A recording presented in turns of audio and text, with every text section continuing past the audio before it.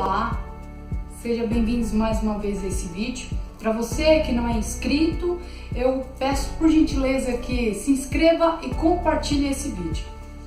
Bom, nós vamos dar continuidade à série de vídeos sobre educação, neuropsicopedagogia e alguns outros assuntos como inclusão especial.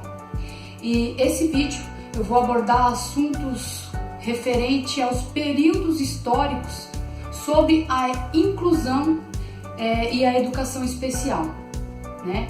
Esse vídeo nós vamos enfatizar como que era a eliminação das instituições e também o período moderno.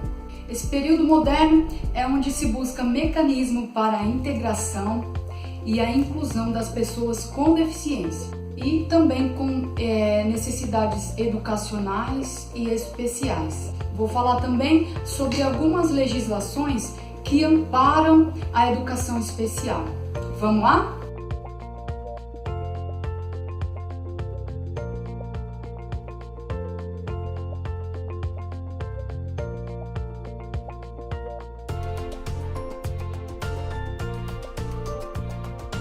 Educação especial, segundo a Lei de Diretrizes e Bases da Educação Nacional, que é a Lei 9.394/96, é a modalidade de educação escolar oferecida preferencialmente na rede regular de ensino para educandos que, por possuírem necessidades próprias e diferentes dos demais alunos no domínio das aprendizagens curriculares correspondentes à sua idade.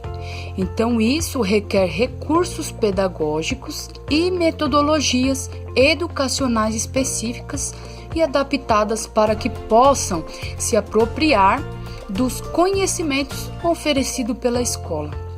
As diferenças ocorrem em função de altas habilidades. São condutas típicas, deficiência física, motora, visual, auditiva, mental, e bem como condições de vida material precária.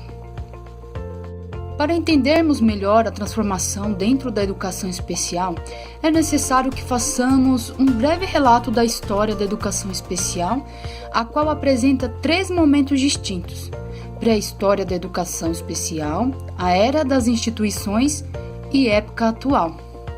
A história nos mostra que existem pessoas diferentes desde os tempos mais remotos da civilização, mas são poucos relatos escritos a respeito dessas pessoas.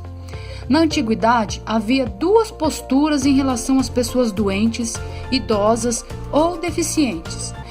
Uma postura era de aceitação, tolerância, e a outra, majoritária, que optava pela eliminação, o menosprezo ou a destruição.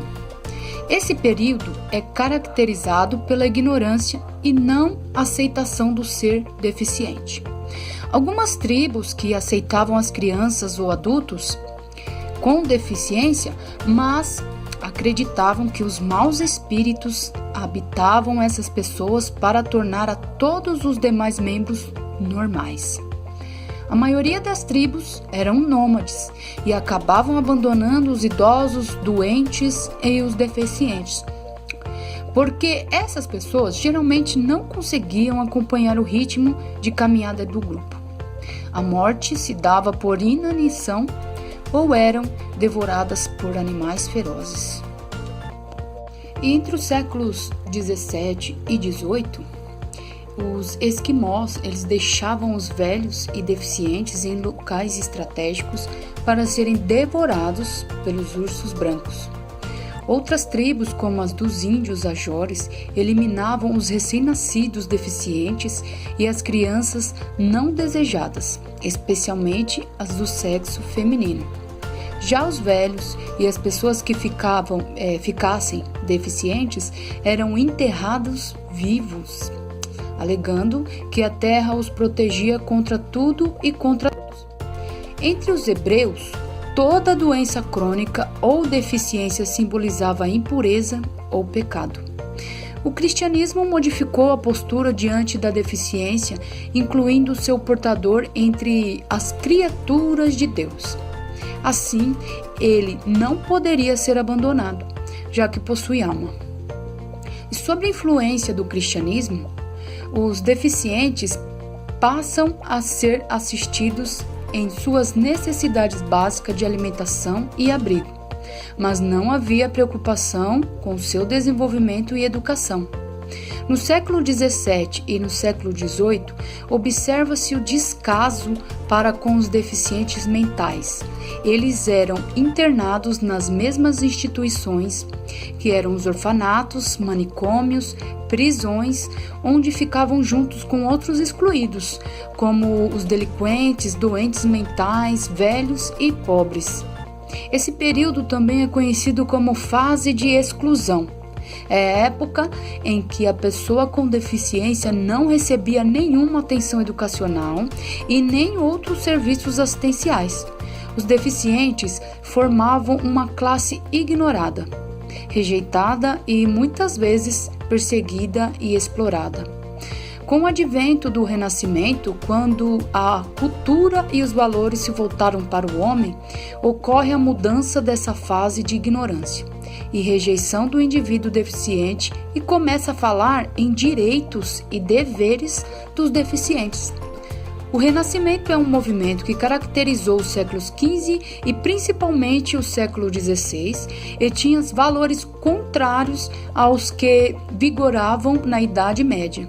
E a partir do período renascentista, segundo o autor Ximenes, em 1994, surgem os primeiros interessados com os deficientes. O momento da história da educação especial é conhecido como Era das Instituições ou fase de segregação institucional, que compreende os finais do século XVIII e o começo do século XIX. É nesse período que a educação especial realmente iniciou. Quando parte da sociedade admite a necessidade, olha só, a necessidade de prestar alguma assistência às pessoas com deficiência. Foi só nessa época. Os deficientes continuam discriminados, marginalizados e excluídos da sociedade e da família e atendidos por instituição cuja filosofia era mais assistencialista, filantrópica e segregacionista. A preocupação era mais assistencial do que educativa. Eram instituições voluntárias, em sua maioria religiosas. Tinham permissão do governo, mas sem nenhum outro tipo de ajuda. Bom, nesse vídeo, como vocês viram, nós falamos sobre alguns períodos da educação especial e a história, alguns períodos históricos. No próximo vídeo, vamos falar sobre a evolução dos benefícios em relação à inclusão e os direitos da pessoa com deficiência. Vamos falar mais de educação especial. Te espero no próximo vídeo. Até lá!